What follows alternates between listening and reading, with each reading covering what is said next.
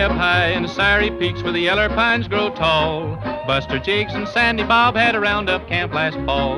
Took their horses and a running iron and maybe a dog or two. Loud they'd brand every long-eared calf that come into their view.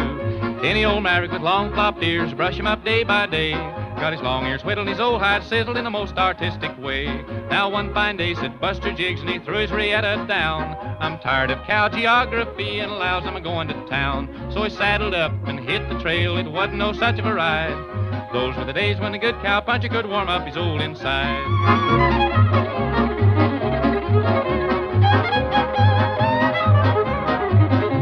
They started in at Kentucky Bar at the head of the Whiskey Row, ended up at the Depot House some 40 drinks below. They sat right up and turned about and started the other way. To tell you the honest to goodness truth, them boys got drunk that day. As they was a-going back to camp, packing a pretty good load, who should they meet but the devil himself come a-prancing up the road. He said, you honorey cowboy skunks, you better be a-hunting your holes, 'cause I've come up from down below to gather in you cowboy souls.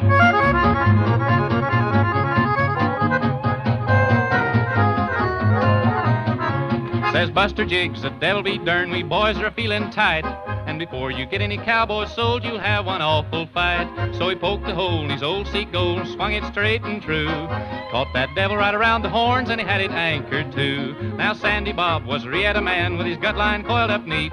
He took it down and built a loop and caught the devil by both hind feet. They tailed him down and stretched him out, and while the irons was a-getting hot, they swallowed forked and cropped his ears and branded him up a lot. They branded him up with a dehorned sow, tied knots in his tail for a joke, and rode away and left him there tied up to a blackjack oak.